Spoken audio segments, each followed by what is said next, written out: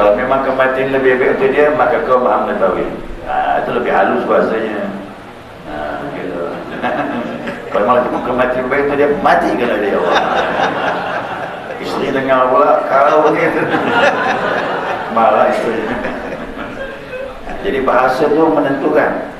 Ya, Allah tu senang pakai bahasa yang rapi, yang bagus gitu. Ya, maka dulu waktu saya ngajar di bukan sepakat di Jalan Karet tu, itu ada komplek lama, udah anak saya masih kecil, baru anak yang pertama tu saya ngajar di sana. Jadi di situ tu ada imam tu suka menerjemahkan. Jadi orang tanya saya, bagus kalau terjemah betul? Boleh, yang penting di depannya itu kita pakai bahasa Arab, bismillahnya, alhamdulillahnya, salawatnya. Nah setelah itu di tengah-tengah bolehlah pakai terjemahan, tak masalah. Tapi bahasanya mau diatur betul-betul. Nah waktu dia doa tu lah tak kena saya tu. Satu, ya Allah, dah minta semuanya bagus, cuma satu kalimat, ya Allah, yang menjadikan kami orang-orang yang goblok, katanya. Ya Allah, apa goblok lagi? Ini si kacau di sana. Bahasa tu menentukan. Kita ni ngomong sama Allah semesta alam. Ini bukan goblok, brengsek. Yang menjadikan kami orang-orang yang brengsek, ya Allah. Waduh, ini bahasa kasar, tak boleh.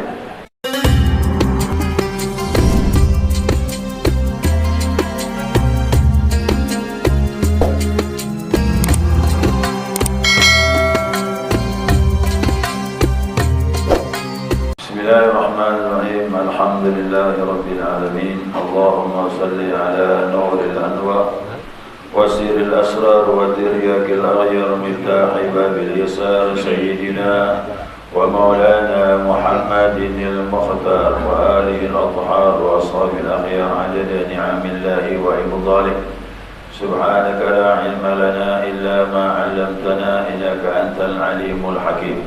Allahumma dzakirna ma nasina wa 'allimna ma jahilna wa la hawla wa la quwwata illa billahil 'aliyyil 'azim. Qala musannif rahimahullahu ta'ala wa nafa'ana bi'ulumihi fid dharain amin. Jemaah sekalian yang saya muliakan, assalamualaikum warahmatullahi wabarakatuh. Alhamdulillah, senantiasa kita mengaturkan pujian dan syukur kita kepada Allah atas lipat rahmah hidayahnya. Subuh ini atas izinnya kita dapat melanjutkan kembali kajian kita, mudzakarah kita, panduan kita Bulughul Maram. Lanjutan hadis berikutnya an Anas bin Malik radhiyallahu anhu. Dari Anas bin Malik, Allah ridha kepadanya, qala, dia telah berkata, qala Rasulullah sallallahu alaihi wasallam, dia telah bersabda Rasulullah, la yatamannayanna ahadukumul maut. Janganlah salah seorang dari kalian menginginkan kematian lidurrin nazala bih, disebabkan kerana ada musibah turun kepadanya. Jadi nazala itu turun itu artinya datang kepadanya.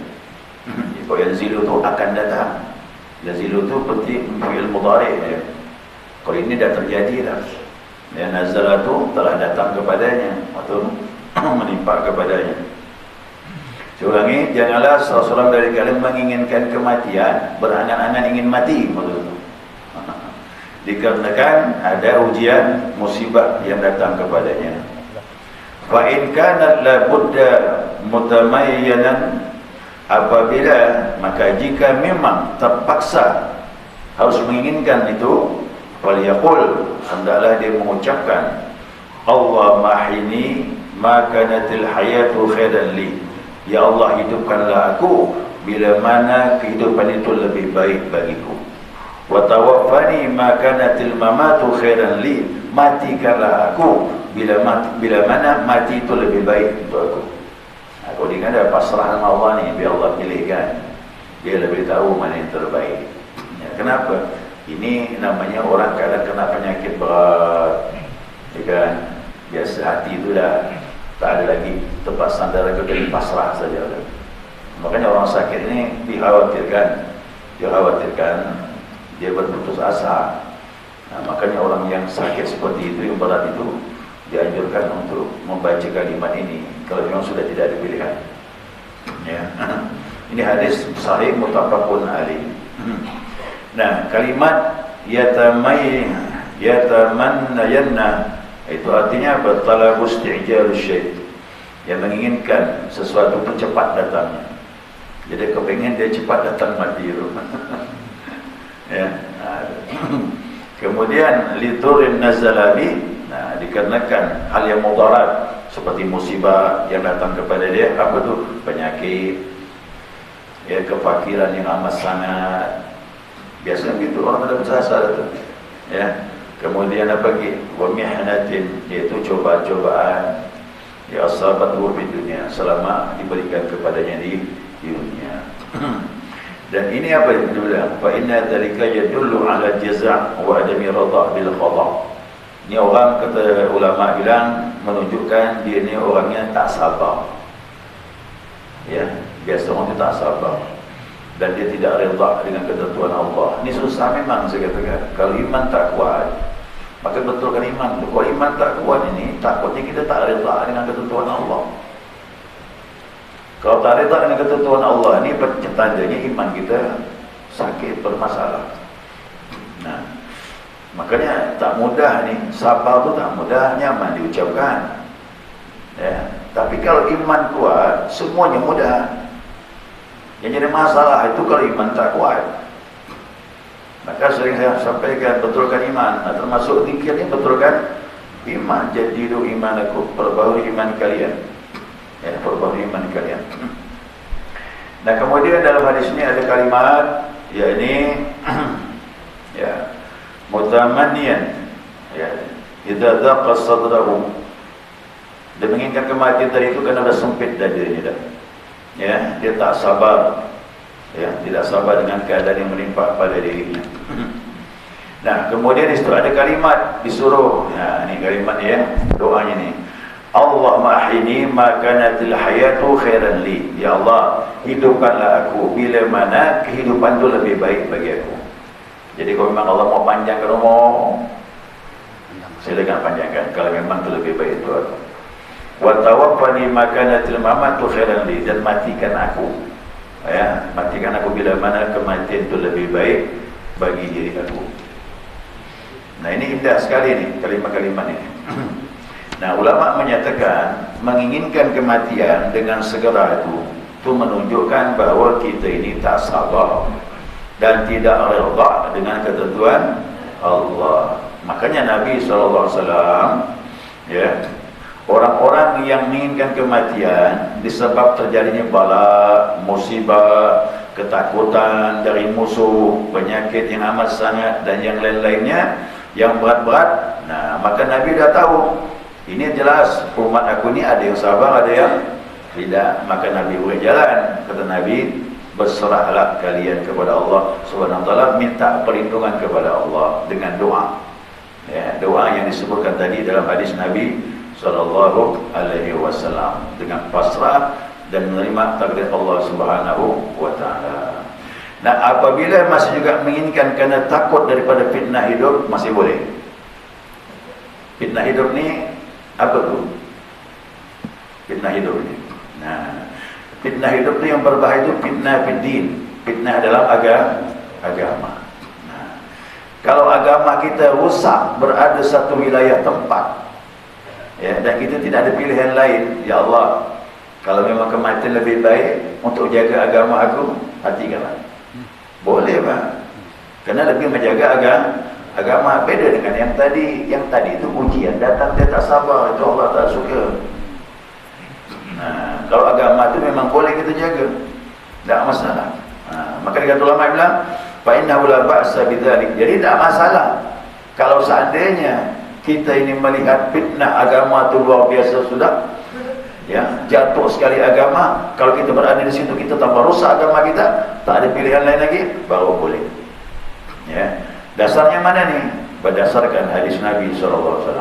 Ini ada hadis Nabi, idza aradta bi'ibadika fitnatan, apabila engkau menginginkan fitnah bagi hamba-Mu ya Rabb, fa'aqbidni, maka matikan aku, ilaika ghaira martud, dan agar aku kembali menghadap kepadamu dengan tidak mendapat fitnah. Jadi fitnah agama itu tinggi. Kita khawatir, boleh kita minta kematian kerana demi agama Allah Subhanahu wa taala. Nah demikian juga dia bilang apabila menginginkan kematian disebabkan, ya, ini disebabkan kepingin mendapatkan pahala syahid pun boleh. Ya, boleh. Karena sahabat tu banyak. Kenapa kau ikut jihad? Pengen mati. Oh itu. Kenapa? Mati syahid. Kalau mati syahid tempatnya.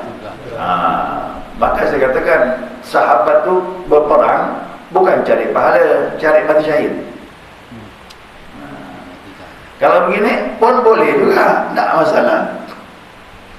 Boleh, tak masalah.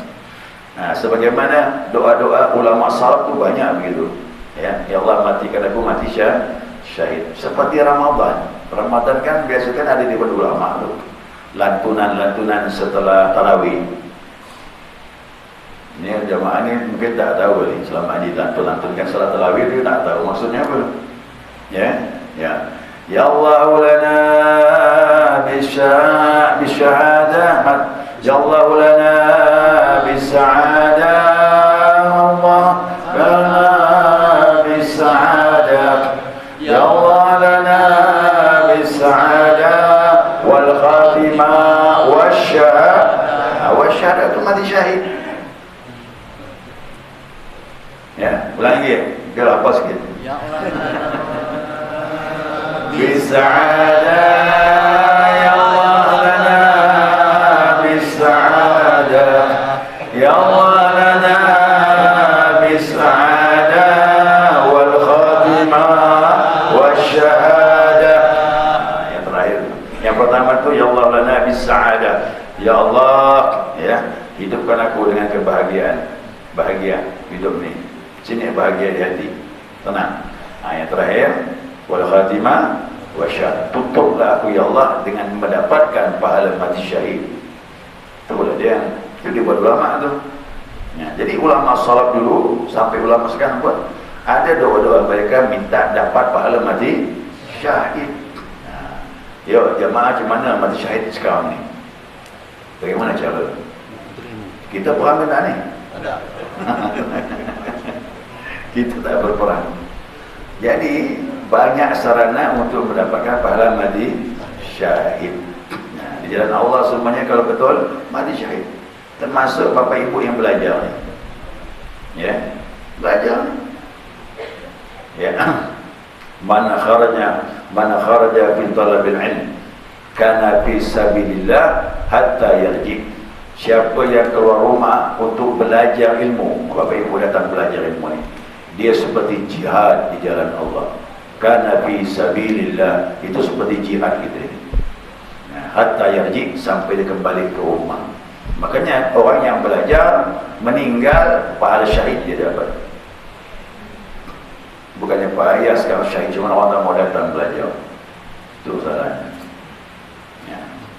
Ini suruh belajar tak mau datang, padahal kalau syahid tak pergi suruh orang. Ya, jangan lari ke dia. Suruh belajar tak datang. Pahala syahid dapat di sini. Ya, makanya dulu saya pernah ada pengajian dalam kisah ada sejak Covid tak pernah lagi. Ada pengajian haji tu. Pengajian haji dulu ipar saya sendiri yang membimbing pengajian haji tu. Beliau meninggal. Nah, pengurus pengajian haji tu minta saya teruskan. Ya. Tapi dah berhenti dah kerana Covid kemarin. Kitabnya kitab dulu wal marjan. Dia kitab asli setebal Al-Quran. Kalau diterjemahkan 2 kali Al-Quran. Yang belajar umur 60, 65, Pak Haji tu. Adalah yang 40 dah banyak. Nah, begitu saya buka belajar mah. Pak Ustaz, bila selesai ni? Kenapa pula mau diri umur 60 kan? Tak apa-apa ni. Selesai tak selesai itu urusan Allah lah udah. Yang penting belajar itu. Yang penting belajar dapat pahala syahid. Orang kalau suka manisnya ilmu, dia akan belajar terus. Sampai dapat pun dia akan belajar. Kerana ilmu tak habis. Saya kalau ketemu guru-guru tu suka tanya ilmu ini macam-macam. Yang sangka dah selesai. Dah. Cuma cari yang ahlinya lah. Ya. Makanya bagi ilmu-ilmu tentang masalah pengalaman rohani itu suka dia. Kenal pengalaman dia. Suka. Kenapa? Untuk nambahkan iman. Ya. Jadi yang demikian itu mati kerana tadi fitnah agama, kepingin mati dapat pahala syahid, itu dianjurkan dalam agama. Dianjurkan dalam agama. Nah, demikian juga wa kadzalika idza tamanna al-maut khaufan 'ala 'irdihi. Nah, demikian juga menginginkan kematian kerana takut rusaknya kehormatan dirinya. Ya. Sudah tak mampu ni dah. Kalau memang harga diri aku ni habis sudah dan merembet kepada seluruh keluarga aku, membawa malu, padahal aku tak melakukannya, boleh bilang sama Allah, ya Allah, kalau memang kematian aku lebih baik menghindarkan fitnah keluarga aku semua gini, maka matikan aku. Tapi kadang Allah tak kasih tadi. Itu tandanya ujian dari Allah SWT. Tapi menginginkan begitu boleh masih. Contohnya siapa? Nah, hikayat daripada As-Sayyidatu Maryam. Siti Maryam. Apa kata Siti Maryam? Ya laitani mitu qabla hadha, kata dia. Ya Allah, alangkah aku mati sebelum ini lebih baik. Minta mati Siti Maryam. Kenapa pula? Nah, Bapak Ibu bayangkanlah, seorang gadis tak disentuh laki-laki, hamil, tak ada suami. Jadi Nabi Isa itu fitnah yang paling besar bagi Siti Maryam. Bayangkan lahir tanpa bapa. Satu kampung bilang Maryam itu berzina. Bagaimana? Ini bukan satu LT, Pak. Satu kampung tempat dia tinggal. Itu Maryam, kau sangka ahli ibadah, punya mihrab, tempat ibadah tersendiri, dihormati orang, ternyata hamil, kata dia. Kau sekarang bilang apa? Fitnah juga. Bayangkan, memang berat tu. Fitnah tu bukan gampang. Dia bukan hanya untuk Maryam, ya, habis keluarga berkena semua. Siti Maryam berbilang, ya laitani mitu qabla hadha. Hai diri aku ni, alangkah mati sebelum ini lebih baik. Ya.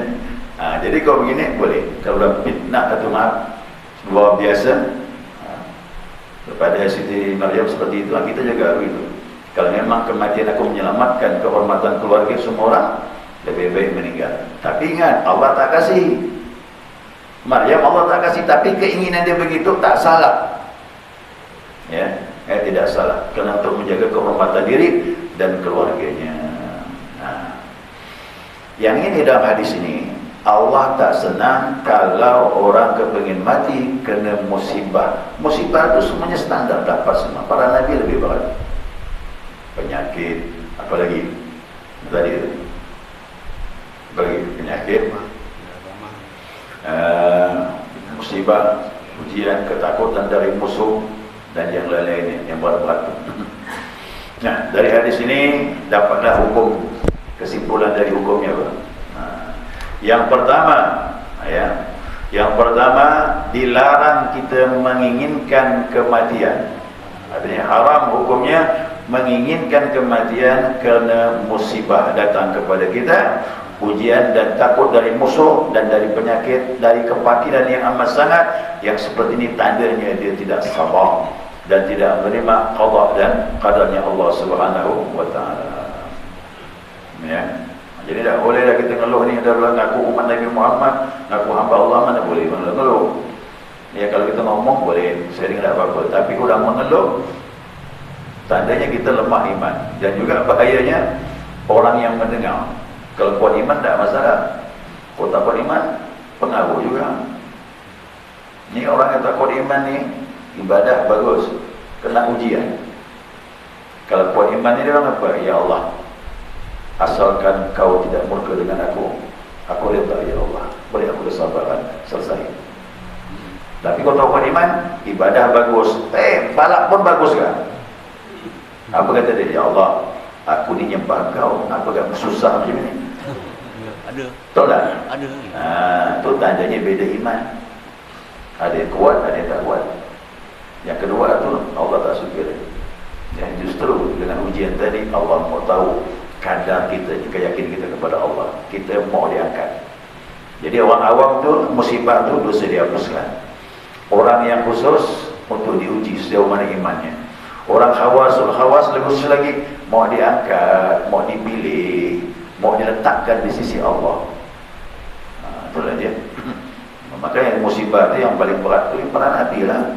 Apalagi Nabi kita Muhammad SAW. Berat betul ujian Nabi itu, bukan main-main. Jiwa terancam, nyaris terbunuh. Tak kita tenang ya Nabi, kerana ada Allah. Kalau ada Allah itu bisa dilalui. Yang kedua, dituntut itu pasrah kita ni. Talabu taufiq ila Allah fi kulli umur. Kita disuruh untuk pasrah segala urusan kita kepada Allah. Selesai sudah. Makanya jangan bersandar kepada kekuatan kita. Kok ada masalah, tak selesai, pusing kepala kita. Tapi setiap ada masalah, kita serahkan kepada Allah, pasti ada solusinya. Cepat lambat akan ketemu yang terbaik. Makanya kita ni banyak-banyak bilang la haula wala, tak ada kekuatan kita menyelesaikan masalah. Maka jangan aku kita pintar menyelesaikan masalah sendiri. Tak bisa. Saya pun orang datang macam-macam masalah, saya akan arahkan ke sana semua. Kita ni sama, semuanya diuji oleh Allah. Cuma kuat atau tidaknya tergantung iman kita ini. Pasti ada hikmah yang terbaik di balik itu semuanya. Mana ada orang tak ada masalah? Semuanya punya masalah. Pak Ustaz, saya ni banyak masalah. Bukan kau ya. Semua punya masalah. Selama hidup ni kita tak mungkin tidak pasti ada masalah. Kapan berhenti masalah? Mati. Masuk dalam tanah, selesai masalah. Ya kan? Fitnah hidup ni harus kita lalui. Mau kuat, kau tak kuat bukan bawa gitu. Ya. Orang mau macam-macam tak kita tak apa-apa. Pahala dia pindah ke kita. Ada? Pahala dia pindah ke kita. Yang penting sabar. Tadi jangan dibalas. Kau dibalas tak kuat kita. Tambah jadi itu. Orang fitnah macam-macam terserah lah, tak apa-apa. Kita sabar ya Allah. Dan pahala ini pindah ke kita. Ketiga, ni. Ya batari lil 'abdi ayakhtara min ad-du'a ma huwa khairun. Jadi seorang hamba itu sejauh-jauhnya memilih doa-doa yang terbaik untuk diri dia. Tadi itu. Itu doa ni luar biasa tadi itu. Cuba rentam kata betul. Luar biasa doa itu. Ya Allah, apa tadi punya? Ya Allah, ahyini makanatil hayatu khairan li. Ya Allah, hidupkan aku bila mana hidup lebih baik bagi aku. Itu dah pasrah tu lah. Yang kedua lagi, wa tawaffani. Kalimat kedua ni, yang pertama masih bagus tu dah. Pengen hidup lagi. Pengen hidup 1000 tahun. Masih ada harapan bertahan di dunia. Yang kedua lebih hebat lagi. Wa tawaffani makanatil mamatu khairan li. Matikan aku. Tu. Ini dah kuat hati ni mak. Matikan aku bila mana mati itu lebih baik bagi aku. Kalau begini Allah bilang ini hamba aku dah nyerah dah. Kan bagus ni bang. Nyerah dah tu kepada Allah. Dahlah kau pilih ya Allah mana terbaik. Aku ikut je lah. Malaikat Israel pun datang. Udah pilih lah udah tu. Israel datang. Siap-siap ya. Pada begitu insya-Allah akan dikuat. Kalau pun meninggal akan dikuatkan kita menghadapi kematian. Dan insyaAllah pembahasan berikutnya tentang kalimat La ilaha illallah ditalkin itu ya, ditalkinkan kalimat akan keluar insyaAllah. Nah yang keempat, diperbolehkan menginginkan kematian disebabkan ya ada musibah yang berat dan sebagainya, tapi kita laksanakan dengan munajat sama Allah tadi itu, berarti diperbolehkan. Kok disuruh doa macam ini berarti diperbolehkan menginginkan kematian. Tapi mintanya Allah lah yang pilih kepada kita itu, bukan maunya kita. Ya wallahu a'lam. Selesai sudah. Sudah dapat dipahami. Sekitar juga. Mungkin ada pertanyaan, silakan.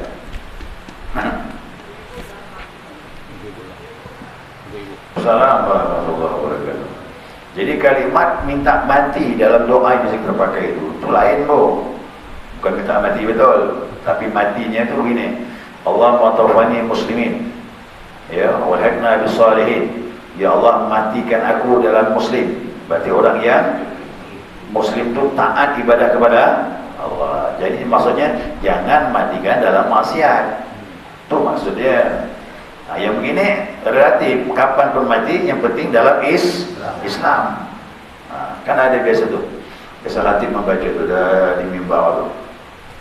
Ittaqullaha haqqa tuqatih wala tamutunna illa wa antum muslimun. Bertakwalah kepada Allah dengan sebenar-benar takwa, janganlah kau mati kata Allah kecuali dalam muslim. Muslimun tu muslim. Begini kita memang diajarkan. Kematian kita tahu kapan, tapi kita minta matinya dalam keadaan muslim, ya, taat kepada Allah. Tu Allah beritahu, janganlah kau mati kata Allah, kecuali dalam keadaan betul-betul muslim. Berarti apa? Sekaranglah kau hidup ni sebagai muslim, nanti matinya pun sebagai muslim. Itu maksudnya. Yang begitu tak bertentangan. Dia tak bertentangan. Banyak doa seperti itu. Allahumma tawaffani muslimin, ya Allah matikan aku dalam keadaan muslim, ya, dalam keadaan Islam. Itu dianjurkan, ya, mati begitu dianjurkan. Walhaqna bis-salihin, ketemukan kami orang-orang yang salih. Boleh kita ketemu nanti sama orang-orang yang salih di sana. Ya, kita baca dalam doa itu, Assalamualaikum warahmatullahi wabarakatuh. InsyaAllah mudah-mudahan kita kumpul sama orang-orang yang salih.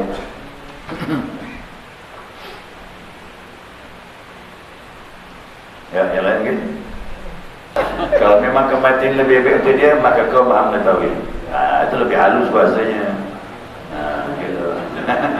Kalau malah kematian lebih baik untuk dia, matikanlah dia. Isteri dengar pula, kalau begitu malah isteri. Jadi bahasa tu menentukan. Ya, Allah tu senang pakai bahasa yang rapi, yang bagus gitu. Ya. Maka dulu waktu saya ngajar di bukan sepakat di Jalan Karet itu, itu ada komplek lama, udah anak saya masih kecil, baru anak yang pertama tu saya ngajar di sana. Jadi di situ tu ada imam tu suka menerjemahkan. Jadi orang tanya saya, bagus kalau terjemah betul? Boleh. Yang penting di depannya itu kita pakai bahasa Arab, Bismillahnya, Alhamdulillahnya, salawatnya. Nah, setelah itu di tengah-tengah bolehlah pakai terjemahan, tak masalah. Bawah itu lagi wassallallahu alaihi Muhammad wa alihi wasallam walhamdulillah, selesai. Tengah-tengahnya boleh pakai terjemahan, tapi bahasanya mau diatur betul-betul. Nah, waktu dia doa itulah tak kena dia itu. Satu, ya Allah, dah minta semuanya bagus, cuma satu kalimat, ya Allah, yang menjadikan kami orang-orang yang goblok, kata dia. Ya Allah, goblok lagi. Ini si kacau di sana. Bahasa itu menentukan. Kita ni ngomong sama Allah semesta alam. Ini bukan goblok, brengsek. Yang menjadikan kami orang-orang yang brengsek, ya Allah. Waduh, ini bahasa kasar, tak boleh. Kita ngomong sama gubernur ya tu, bahasa mau diatur. Ya kan? Bagaimana dengan kita ngomong dengan penguasa alam? Dia harus lebih bagus lagi. Makanya buat doa silakan sendiri, tapi atau bahasa yang baik. Makanya tidak ada bahasa yang paling tinggi sastranya doa-doa kecuali dari hadis Nabi Muhammad SAW. Bahasa Nabi itu tinggi bang. Kalau kita ngerti bahasa Arab itu luar biasa bahasa Nabi itu, ya, luar biasa. Allahumma inna suka imanan la yartab. Aku minta ya Allah iman yang tak ada ragu di dalamnya. Wa na'iman la yanfa', dan nikmat yang tak putus ya Allah. Wa murafaqatan nabiyina Muhammad, agar kami bersikut Nabi kami Muhammad SAW. Luar biasa. Waktu di Taif Nabi kan dilempar dengan batu berdarah tubuh Nabi SAW. Tapi doa Nabi bagaimana? Nabi itu tidak mau dia hancurkan dia Allah, beri peringatan sama dia Allah. Tidak ada kalimat itu keluar. Ya. Dalam persendirian Nabi di kebun anggur di Taif itu, Nabi berdoa, Ilahi ashku dha'fa quwwati. Dari Tuhanku, aku mengadu lemahnya diri aku ini. Luar biasa lah. Bisa menangis kita tengok doa Nabi itu. Ya kan? Kepada siapa kau serahkan aku ini? Kepada musuh yang menyakiti aku?